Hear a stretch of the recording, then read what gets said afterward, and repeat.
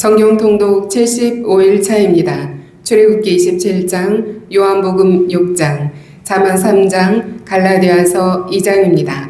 출애굽기 27장.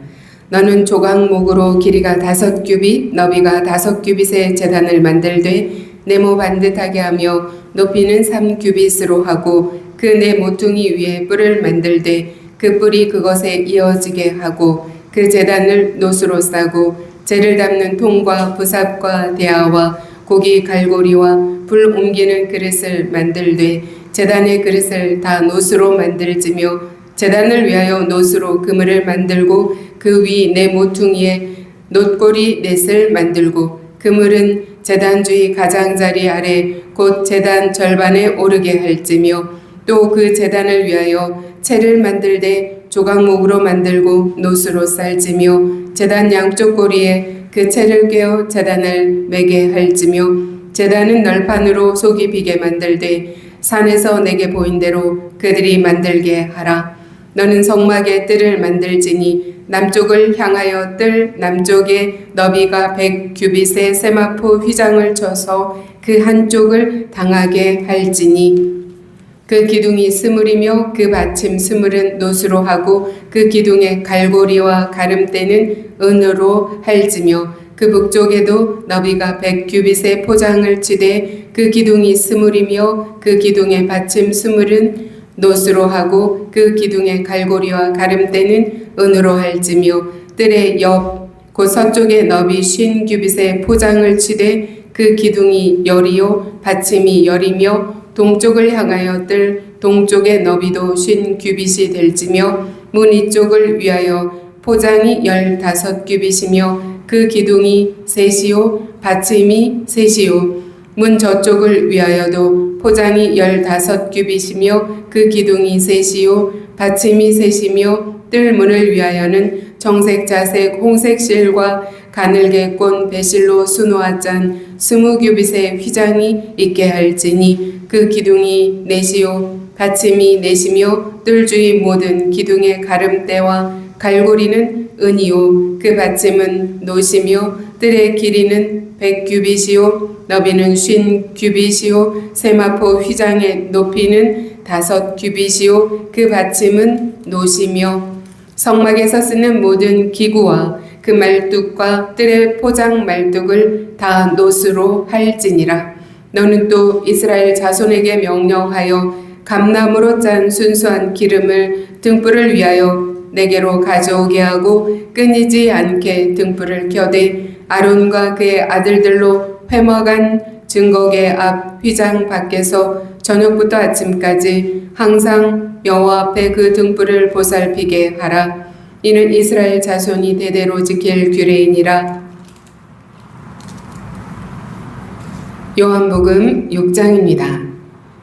그 후에 예수께서 디베랴의 갈릴리 바다 건너편으로 가시매 큰 무리가 따르니 이는 병자들에게 행하시는 표적을 보았음이로라.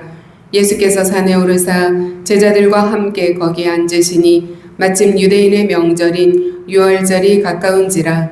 예수께서 눈을 들어 큰 무리가 자기에게로 오는 것을 보시고 빌립에게 이르시되 우리가 어디서 떡을 사서 이 사람들을 먹이겠느냐 하시니 이렇게 말씀하심은 친히 어떻게 하실지를 아시고 빌립을 시험하고자 하심이라. 빌립이 대답하되 각 사람으로 조금씩 받게 할지라도 200데나리온의 떡이 부족하리이다. 제자 중 하나 곧 시몬 베드로의 형제 안드레가 예수께 여짜오되 여기 한 아이가 있어 보리떡 5개와 물고기 2마리를 가지고 있나이다.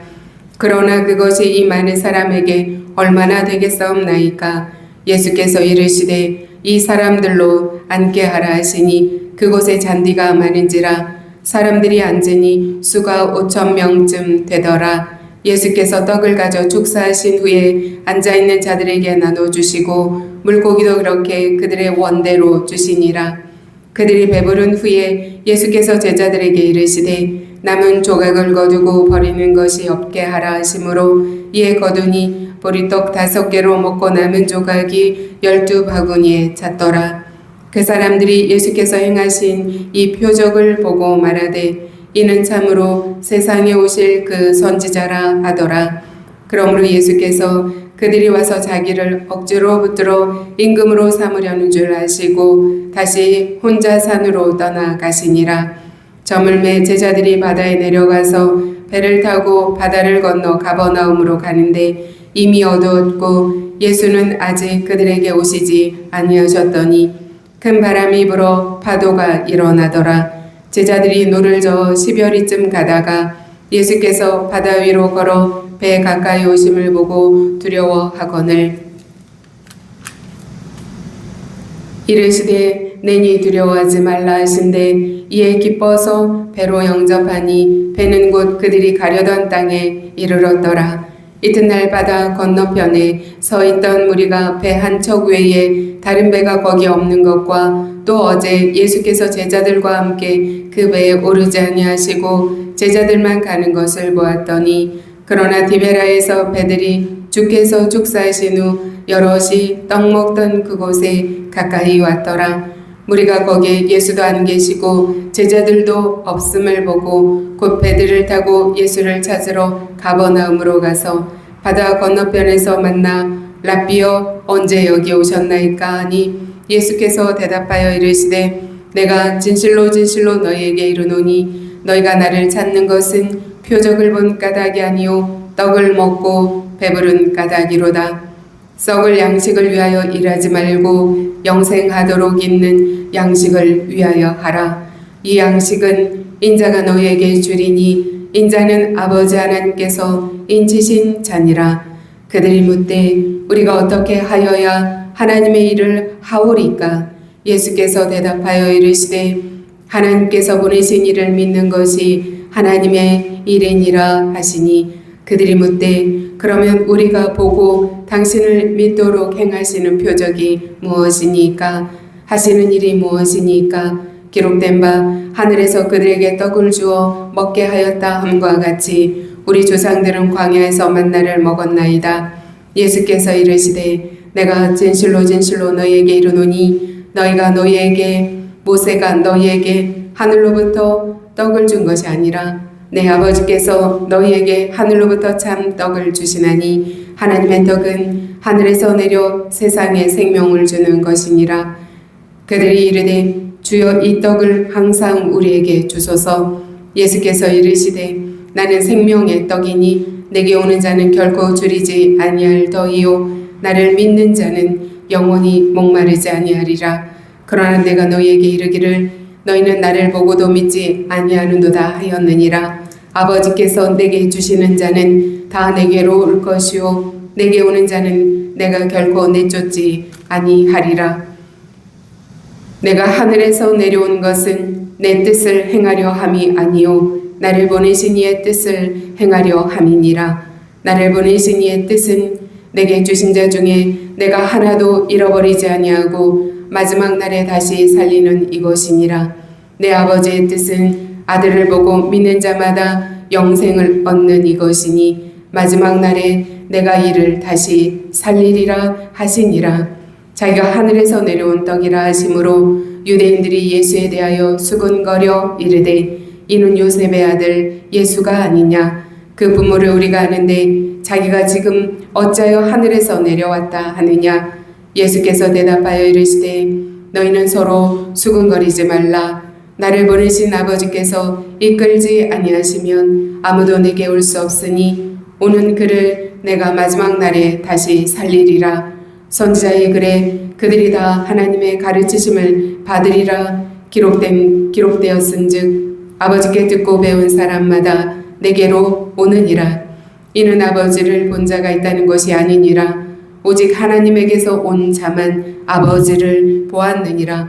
진실로 진실로 너희에게 이르노니 믿는 자는 영생을 가졌나니 내가 곧 생명의 떡이니라. 우리 조상들은 광야에서 만나를 먹었어도 죽었거니와 이는 하늘에서 내려오는 떡이니 사람으로 하여금 먹고 죽지 아니하게 하는 것이니라. 나는 하늘에서 내려온 살아있는 떡이니 사람이 이 떡을 먹으면 영생하리라.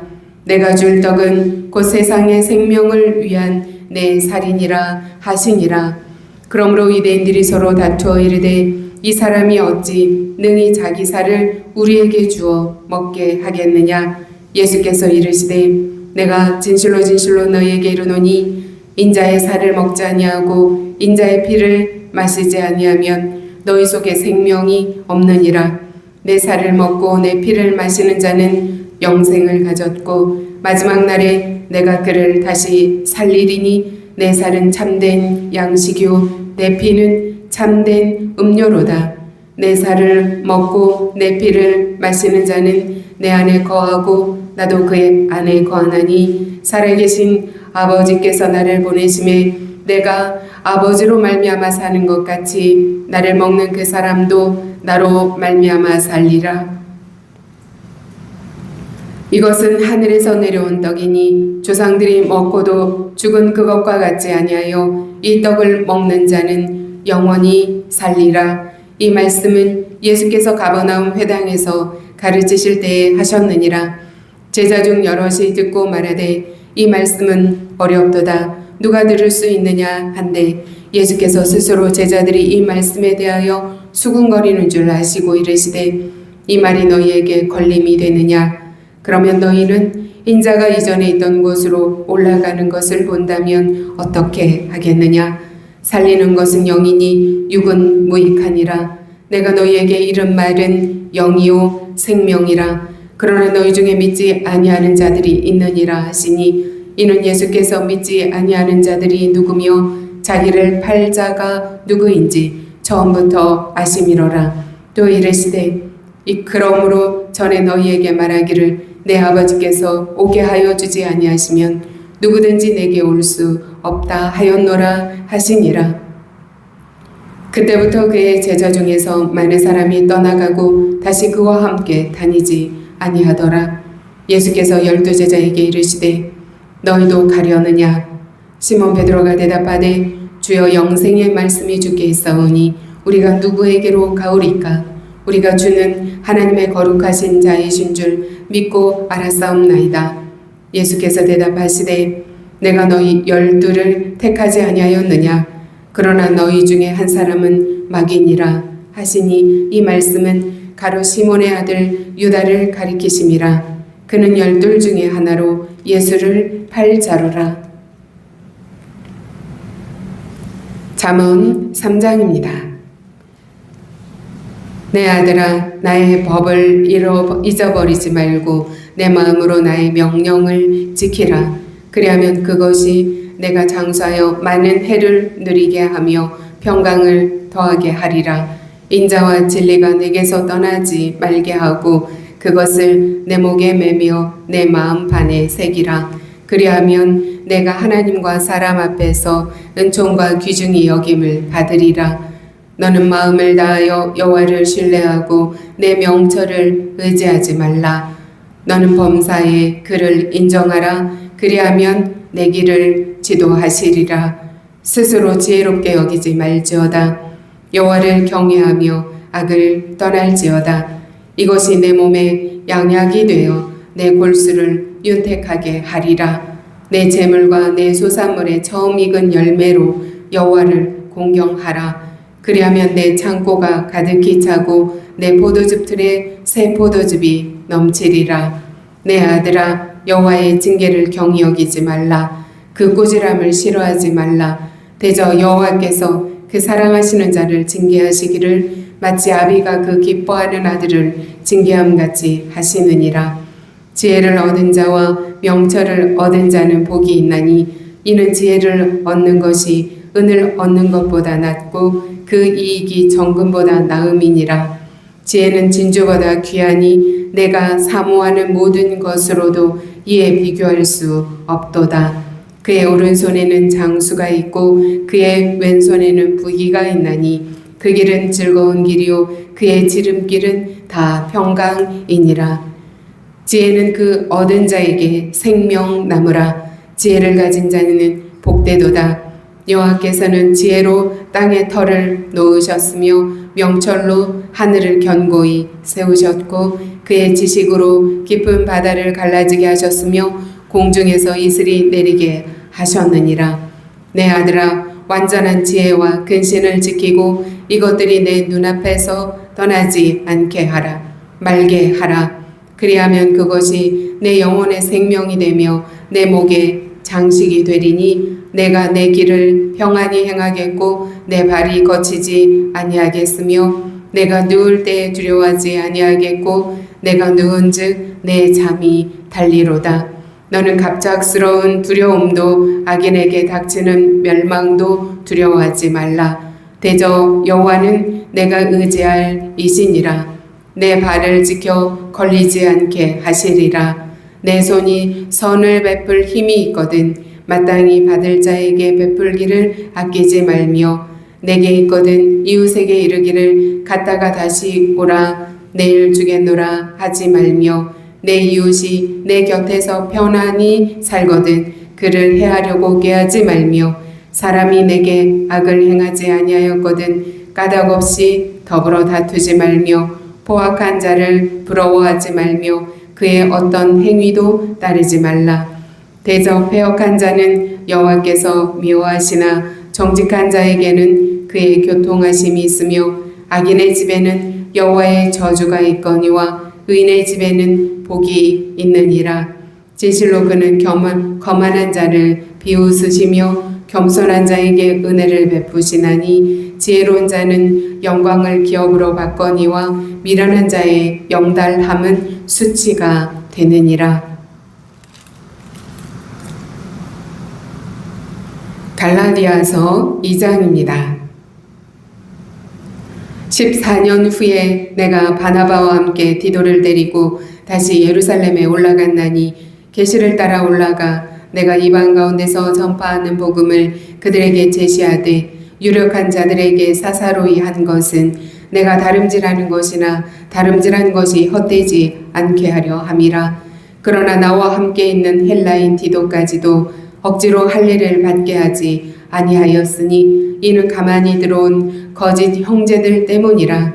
그들이 가만히 들어온 것은 그리스도 예수 안에서 우리가 가진 자유를 엿보고 우리를 종으로 삼고자 함이로되 그들에게 우리가 한시도 복종하지 아니하였으니 이는 복음의 진리가 항상 너희 가운데 있게 하려 함이라. 유력하다는 이들 중에 본래 어떤 이들이든지 내게 상관이 없으며 하나님은 사람을 외모로 취하지 아니하시나니 저 유력한 이들은 내게 의무를 더하여 준 것이 없고 도리어 그들은 내가 무할례자에게 복음 전함을 맡은 것이 베드로가 할례자에게 맡음과 같은 것을 보았고 베드로에게 역사하사 그를 할례자의 사도로 삼으신 이가 또한 내게 역사하사 나를 이방인의 사도로 삼으셨느니라. 또 기둥같이 여기는 야고보와 게바와 요한도 내게 주신 은혜를 알므로 나와 바나바에게 친교의 악수를 하였으니 우리는 이방인에게로 그들은 할례자에게로 가게 하려 함이라. 다만 우리에게 가난한 자들을 기억하도록 부탁하였으니 이것은 나도 본래부터 힘써 행하여 왔노라. 게바가 안디옥에 이르렀을 때에 책망받을 일이 있기로 내가 그를 대면하여 책망하였노라.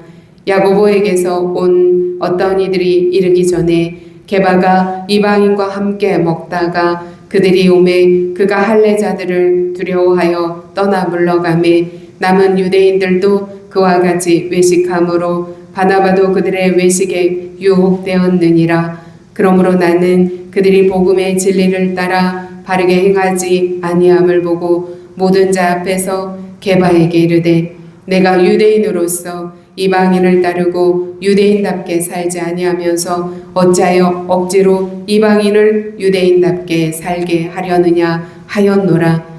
우리는 본래 유대인이요 이방 죄인이 아니로되 사람이 의롭게 되는 것은 율법의 행위로 말미암음이 아니요 오직 예수 그리스도를 믿음으로 말미암는 줄 알므로 우리도 그리스도 예수를 믿나니 이는 우리가 율법의 행위로서가 아니고 그리스도를 믿음으로써 의롭다함을 얻으려 함이라.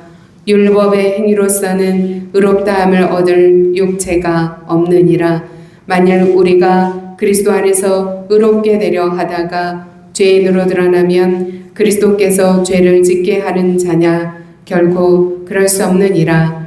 만일 내가 헐었던 것을 다시 세우면 내가 나를 범법한 자로 만드는 것이라. 내가 율법으로 말미암아 율법에 대하여 죽었나니 이는 하나님에 대하여 살려 함이라.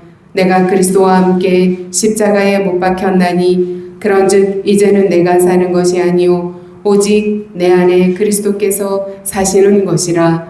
이제 내가 육체 가운데 사는 것은 나를 사랑하사 나를 위하여 자기 자신을 버리신 하나님의 아들을 믿는 믿음 안에서 사는 것이라.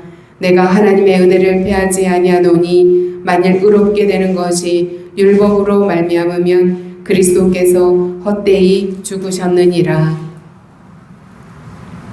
아멘. 하나님의 말씀입니다.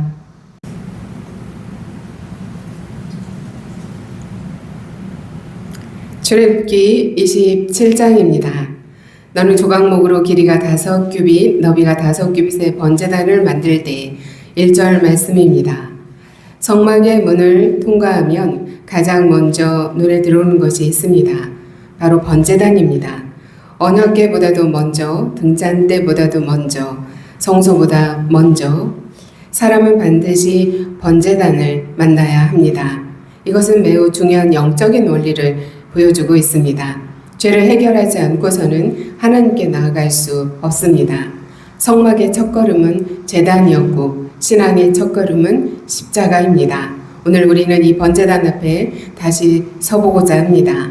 3500년 전 광야의 백성에게 주셨던 이 말씀이 오늘 우리의 예배와 삶의 자리에서 무엇을 말씀하시는지 함께 살펴보도록 하겠습니다. 번제단은 하나님께 나아가는 첫 번째 자리입니다. 하나님께서는 성막의 가장 앞에 번제단을 두라고 하셨습니다. 이스라엘 백성은 누구든지 성막에 들어올 때 가장 먼저 희생제물이 불타는 제단을 보게 되었습니다. 이는 하나님께서 우리에게 말씀하시는 영적인 질서입니다.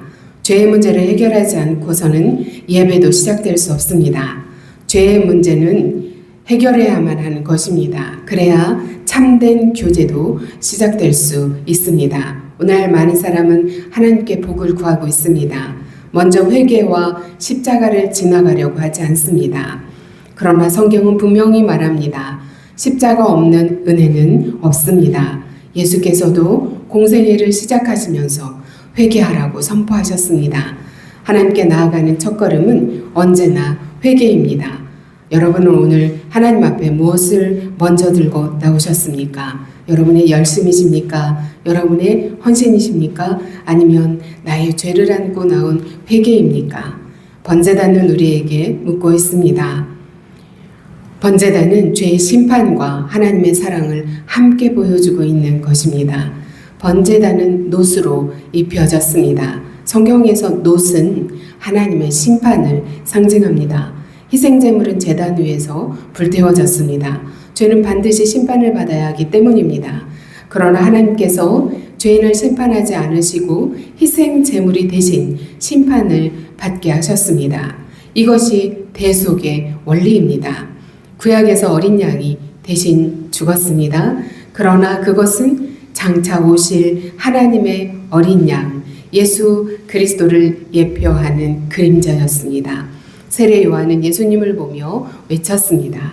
보라, 세상 죄를 지고 가는 하나님의 어린 양이로다. 1장 29절에서 말했습니다. 십자가는 하나님의 공의와 사랑이 동시에 만나는 자리입니다. 공의는 죄를 심판했고 사랑은 죄인을 살렸습니다. 공의는 놋처럼 뜨거웠고 사랑은 십자가처럼 깊었습니다. 여러분이 직장에서 억울하게 손해를 볼 때, 여러분이 아무리 애써도 인정받지 못할 때, 그 억울함 앞에서 우리는 종종 스스로 심판자가 되려고 하지요. 그러나 십자가는 우리에게 다른 길을 보여주고 있습니다. 심판은 이미 십자가에서 끝났습니다. 우리가 붙들어야 할 것은 분노하는 것이 아닙니다. 그 자리에서 여전히 유효한 하나님의 사랑을 붙드는 것입니다. 번제단은 단번에 드려질 완전한 제사를 예표하고 있습니다. 하나님께서 번제단을 운반할 수 있도록 채와 고리를 만들게 하셨습니다. 이스라엘이 어디를 가든지 번제단도 함께 이동했습니다. 이는 하나님께 나아가는 길이 언제나 희생을 통해 열린다는 사실을 보여주고 있습니다. 그러나 구약의 제사는 계속 반복되어야 했습니다. 매일, 매년 끊임없이 희생 제물이 드려졌습니다. 왜냐하면 짐승의 피는 죄를 완전히 제거할 수 없었기 때문입니다. 히브리서는 선언합니다. 황소와 염소의 피가 능히 죄를 없이 하지 못함이라. 히브리서 10장 4절 말씀입니다. 그래서 예수께서 오셨습니다. 예수님은 자신을 단번에 제물로 드리심으로 영원한 속죄를 이루셨습니다. 십자가는 반복될 필요가 없는 완전한 번제단입니다. 가정에서 같은 잘못으로 갈등이 반복될 때 우리는 이 완전한 제사를 기억해야 합니다. 배우자에게, 자녀에게 몇 번이고 용서를 구해야 하는 자리에 서야 할 때 우리를 부끄럽게 하는 것은 반복되는 실패가 아닙니다. 단번에 완성된 십자가의 은혜를 잊고 사는 우리의 그 건망증입니다. 번제단은 구속사의 첫 관문입니다. 번제단은 십자가를 예표하고 있습니다. 희생제물은 예수 그리스도를 예표합니다. 불은 하나님의 심판을 상징합니다. 놋은 공의를 나타냅니다. 예수님은 우리의 죄를 대신해서 심판을 받으셨습니다. 십자가에서 하나님의 진노를 모두 담당하셨습니다. 그러므로 우리는 더 이상 번제단에서 짐승을 드리지 않습니다. 오직 십자가를 믿음으로 하나님께 나아갑니다. 출애굽기 27장 1절에서 8절은 번제단을 통해서 하나님께 나아가는 길은 희생을 통해 열린다는 진리를 보여주고 있습니다. 죄인은 제단을 거치지 않고는 하나님께 나아갈 수 없습니다. 그러나 예수 그리스도께서 단번에 자신을 희생 제물로 드리심은 우리는 십자가를 통해 하나님께 담대히 나아갈 수 있게 되었다는 것입니다. 십자가는 신앙의 시작입니다. 오늘도 성도의 삶을 붙드는 은혜의 기초가 바로 십자가입니다. 성막에 들어서는 사람은 가장 먼저 번제단을 보았습니다. 이것은 하나님께서 우리에게 주시는 영원한 메시지입니다. 먼저 십자가를 지나오라는 것입니다. 십자가를 지나지 않고는 참된 예배도 없습니다. 참된 기쁨도 없습니다. 십자가를 지나지 않고는 참된 생명도 없습니다. 그러나 십자가를 통과한 사람에게는 용서가 있고 화목이 있으며 새 생명이 있습니다. 그러므로 우리는 날마다 십자가 앞에 서야 합니다. 거기에서 하나님의 사랑을 다시 발견하고 그 은혜로 새로운 삶을 시작해야 합니다. 성막의 첫 번째 기구가 번제단인 것처럼 성도의 모든 신앙은 십자가에서 시작되고 십자가로 돌아갑니다.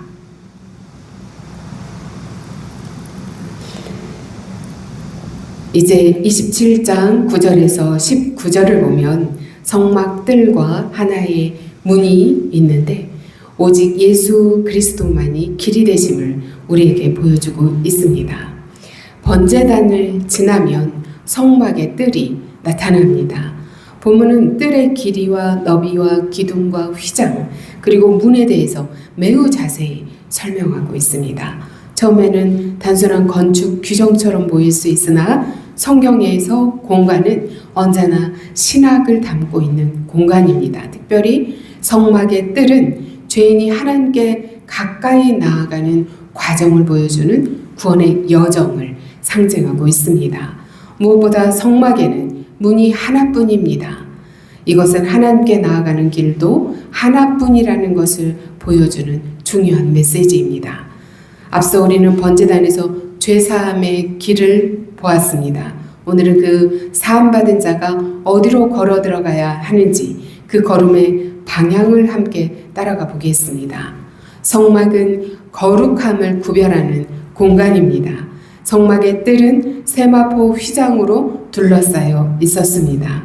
이 휘장은 성막 안과 밖을 구별했습니다. 밖은 일반적인 세상이었지만 안은 하나님께서 임재하시는 거룩한 영역이었습니다. 이는 하나님께서 죄인을 사랑하시지만 동시에 거룩하신 하나님이심을 보여주십니다. 성경은 반복해서 말씀합니다. 내가 거룩하니 너희도 거룩할지니라. 레위기 11장 45절 말씀입니다. 구원은 단순히 심판을 피하는 것이 아닙니다. 거룩하신 하나님께 속한 백성으로 살아가는 삶입니다. 오늘날 교회도 세상 속에 있지만 세상과 같은 가치관을 따라서는 안 됩니다. 성도도 세상 가운데 살지만 세상에 속하지 않은 하나님 나라의 백성입니다. 직장에서 남들이 다 하는 부정한 관행 앞에 홀로 섰던 경험이 있으십니까? 그 불편함 속에서도 세마포 휘장이 우리 삶 속에서 여전히 작동하고 있다는 증거입니다. 성막의 문은 하나뿐이었습니다. 이 성막에는 동쪽에 단 하나의 문만 있었습니다. 북쪽이나 남쪽이나 서쪽에 문이 없었습니다. 왜 하나님은 문을 하나만 두셨을까요? 그 이유는 하나님께 나아가는 길이 하나이기 때문입니다. 예수께서 분명하게 말씀하셨습니다. 내가 곧 길이요 진리요 생명이니 나로 말미암지 않고는 아버지께로 올 자가 없느니라. 요한복음 14장 6절 말씀입니다. 또한 내가 문이니 요한복음 10장 9절에서 내가 문이라고 선언하셨습니다. 오늘날 세상은 모든 길이 결국 같은 곳으로 간다고 말합니다. 그러나 성경은 그렇지 않습니다. 하나님께서 친히 여신 길은 오직 예수 그리스도입니다. 성막의 하나뿐인 문은 장차 오실 예수 그리스도를 예표하는 복음의 상징입니다. 병상에 누워 계신 분들이 종종 묻습니다. 목사님, 제가 정말 천국에 갈 수 있을까요? 그때 우리가 드릴 수 있는 대답은 단 하나뿐입니다. 여러분의 선함이 아니라 이 하나뿐인 문 대신 예수님이 여러분을 붙들고 계시다는 것입니다. 예수 그리스도를 믿음으로 구원함 받습니다. 문은 모든 사람에게 열려 있습니다. 성막의 문은 하나였지만 누구든지 하나님의 방법을 따라 들어오는 사람에게 열려 있습니다. 이스라엘 백성은 물론 하나님을 경외하는 이방인까지도 하나님의 은혜 안으로 초청받을 수 있었습니다. 복음도 구원의 길은 하나이지만 그 길은 모든 사람에게 열려 있습니다. 누구든지 목마르거든 내게로 와서 마시라고 요한복음 7장 37절에서 예수께서 말씀하십니다. 구원의 방법은 하나뿐이지만 그 구원은 모든 민족을 향해 열려 있고 그 구원은 모든 세대를 향해 열려 있습니다. 교회의 사명은 세상 사람들이 그 문으로 들어오도록 초대하는 것입니다. 우리의 가정에, 우리의 교회에 처음 발걸음을 옮기는 사람이 있다면 그가 자녀이든 이웃이든 낯선 방문객이든 우리는 문지기가 아니라 안내자가 되어야겠습니다. 성막의 뜰은 구속사의 중요한 진리를 보여주고 있습니다. 뜰은 하나님과의 교제를 위한 거룩한 공간입니다. 세마포 휘장은 하나님의 거룩하심을 나타냅니다. 하나의 문은 예수 그리스도를 예표하고 있습니다. 동쪽 문은 생명의 길이 열려 있음을 상징합니다. 에덴 동산 안에서 죄로 인해 닫혔던 길이 예수 그리스도 안에서 다시 열렸습니다. 예수님은 잃어버린 죄인들을 하나님의 임재로 인도하는 유일한 문이 되셨습니다. 아멘. 출애굽기 17장 9절에서 19절은 성막의 뜰과 하나의 문을 통해서 구원의 길을 보여주고 있습니다. 하나님께서는 거룩한 백성을 부르셨고 오직 하나의 문을 통해 하나님께 나아오도록 하셨습니다. 이 문이 예수 그리스도 안에서 완성되었습니다. 우리는 오늘도 오직 예수 그리스도를 통해 하나님께 나아갑니다. 다른 사람들도 그 생명의 길로 초대하는 사명이 우리에게 있습니다. 성막에는 많은 기둥이 있었지만 문은 하나뿐이었습니다. 그 문은 누구나 볼 수 있었지만, 누구나 들어올 수 있었지만 반드시 그 문을 통해서만 들어가야 했습니다. 예수께서 내가 문이라고 말씀하셨습니다. 우리는 다른 길을 찾을 필요가 없습니다. 오직 예수 그리스도 안에 생명이 있고 예수 그리스도 안에 구원이 있으며 예수 그리스도 안에 하나님과의 영원한 교제가 있습니다. 아멘. 성막의 하나뿐인 문은 세상을 향한 하나님의 초청입니다. 예수 그리스도는 오늘도 모든 사람을 생명의 길로 부르시는 유일한 문입니다. 아멘. 출애굽기 27장 20절로 21절은 꺼지지 않는 등불에 대해서 이제 말하고 있습니다. 출애굽기 27장은 번제단 성막들을 설명하고 난 다음에 마지막으로 등불을 위한 순수한 감람류를 말씀하고 있습니다.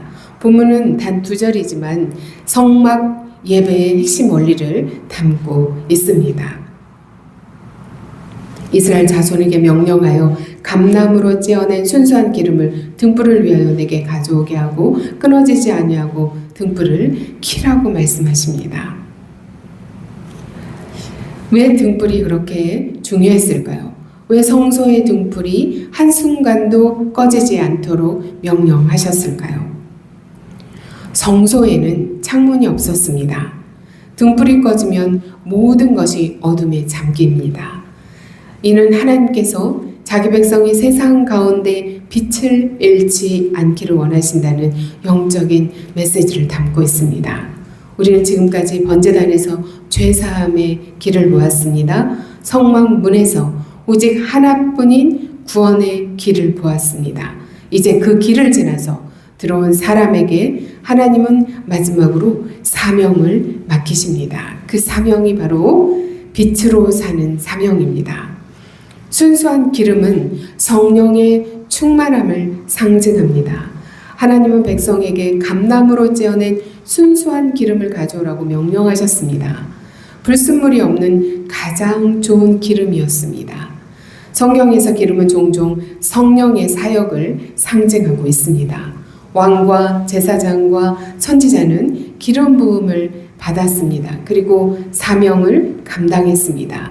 스가랴 선지자는 이는 힘으로 되지 아니하며 능력으로 되지 아니하고 오직 나의 영으로 되느니라 4장 6절에서 말하고 있습니다. 오늘날 성도도 자기 열심만으로 빛을 비출 수 없습니다. 말씀과 기도 가운데 성령이 충만할 때 비로소 세상을 밝히는 삶을 살 수 있습니다. 이 빛은 성령의 역사에서 나옵니다. 우리에게 필요한 것은 순수한 감람류처럼 날마다 새롭게 채워지는 성령의 기름입니다. 등불은 끊임없이 타오르게 해야 합니다. 본문은 반복해서 말합니다. 끊이지 아니하고 등불을 켜라고 말씀하십니다. 제사장들은 매일 저녁 기름을 채워야 했고 심지를 손질해야 했습니다. 불이 꺼지지 않도록 밤새 살폈습니다. 우리의 신앙도 지속적인 돌봄과 경건의 훈련이 필요하다는 사실을 가르치고 있습니다. 어제의 은혜만으로는 오늘을 살 수 없습니다.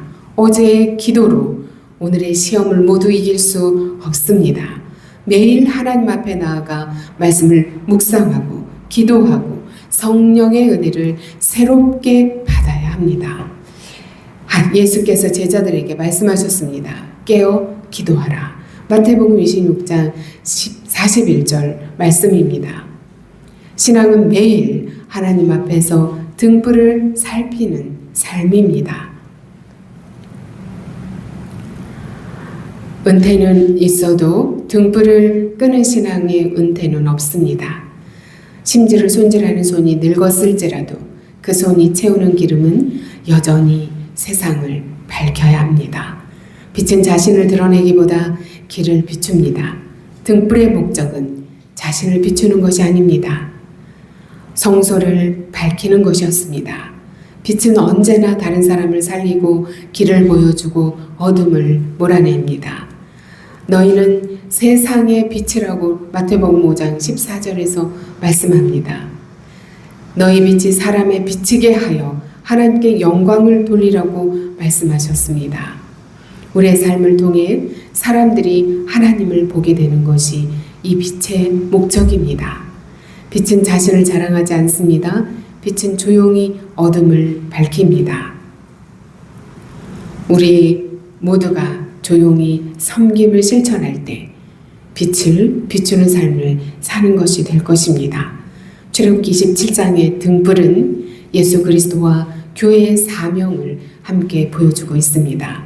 순수한 감람류는 성령의 충만함을 예표합니다. 꺼지지 않는 등불은 세상의 빛이신 예수님을 나타냅니다. 제사장의 섬김은 교회를 돌보시는 그리스도의 사역을 보여주고 있습니다.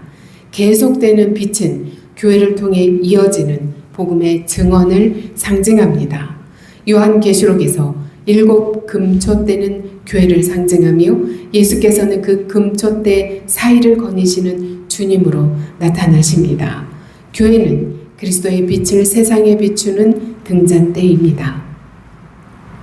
출애굽기 27장 20절로 21절은 꺼지지 않는 등불을 통해서 성도의 삶을 보여주고 있습니다. 성령의 기름으로 채워진 성도는 세상의 빛으로 살아갑니다. 빛은 자신의 영광을 드러내지 않고 하나님의 영광을 나타냅니다. 그러므로 우리는 날마다 말씀과 기도 가운데 성령으로 충만하여 어두운 세상 속에서 복음의 빛을 비추는 삶을 살아가야겠습니다.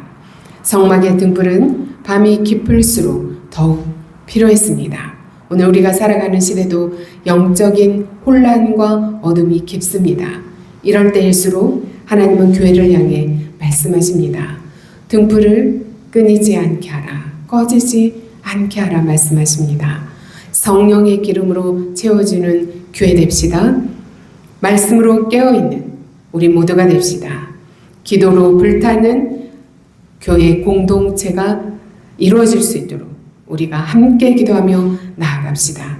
세상 속에서 결코 빛을 잃지 않아야 합니다.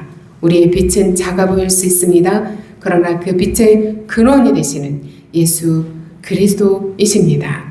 그 빛은 어둠을 이기고 사람들을 생명의 길로 인도하십니다. 십자가로 구원받은 성도는 성령의 기름으로 날마다 새로워집니다. 세상 속에서 그리스도의 빛을 비추는 살아있는 등불이 됩시다.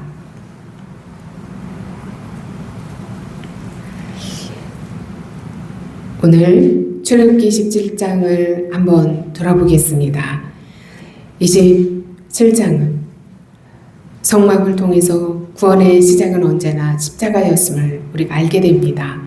성막에 들어오는 사람이 가장 먼저 번제단을 만났죠. 번제단을 지나지 않고는 성소에 들어갈 수가 없었습니다. 우리도 이 질서 안에서 반드시 십자가를 지나야 하는 것입니다. 그리스도께서 단번에 자기를 제물로 드려 죄를 담당하셨기 때문입니다. 구원은 오직 그리스도의 희생으로 시작되었습니다. 그러므로 십자가를 잃어버린 교회는 복음의 중심을 잃어버린 교회입니다. 십자가를 지난 사람은 하나님과 동행하는 삶으로 부름받았습니다. 번제단을 지난 사람은 성막 뜰을 지나서 하나님께 나아갔습니다. 매일 예수님과 동행하는 삶을 사는 것입니다. 성막의 구조는 하나님께 점점 가까이 나아가는 구조를 보여주고 있습니다. 그것은 하나의 과정입니다. 성도의 삶도 날마다 말씀과 기도 가운데 하나님께 더 가까이 나아가는 여정이어야 합니다. 하나님은 구원받은 백성을 세상의 빛으로 보내십니다. 성막 이제 27장의 마지막에 세상의 빛으로 우리가 나아가야 함을 꺼지지 않는 등불을 통해서 가르쳐 주셨습니다. 우리는 세상의 빛입니다. 그러므로 우리가 세상의 빛으로 예수 그리스도의 생명을 비추는 자로 우리가 세움받았다는 사실을 믿으시며 사명을 잘 감당하기를 소망합니다. 27장 마무리합니다. 성막의 뜰을 설명하고 있지만 그것은 복음의 핵심이 담겨져 있습니다. 십자가 없는 빛은 참빛이 될 수 없습니다. 빛으로 이어지지 않는 십자가의 고백은 온전히 제자의 삶이 아닙니다. 예수님은 우리를 죄에서 구원하셨을 뿐만 아니라 세상의 빛으로 살아가도록 우리를 부르셨습니다.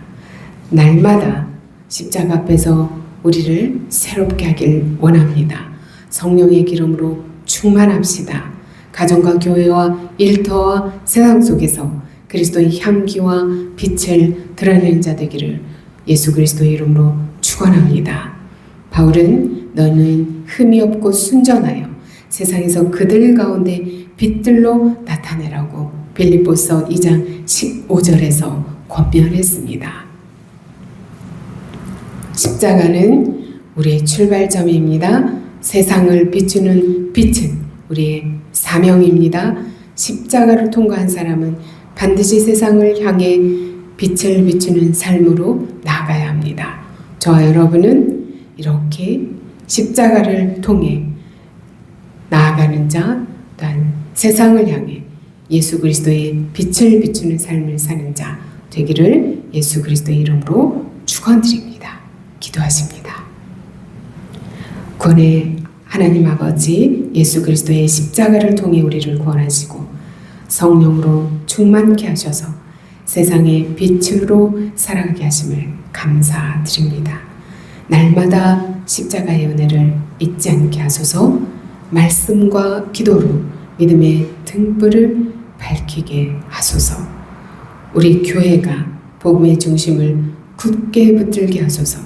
지역사회와 열방을 향해 그리스도의 빛을 비추는 공동체가 되게 하소서. 우리의 삶을 통해 많은 사람이 주께로 돌아오게 하옵소서. 예수 그리스도의 이름으로 기도드립니다. 아멘.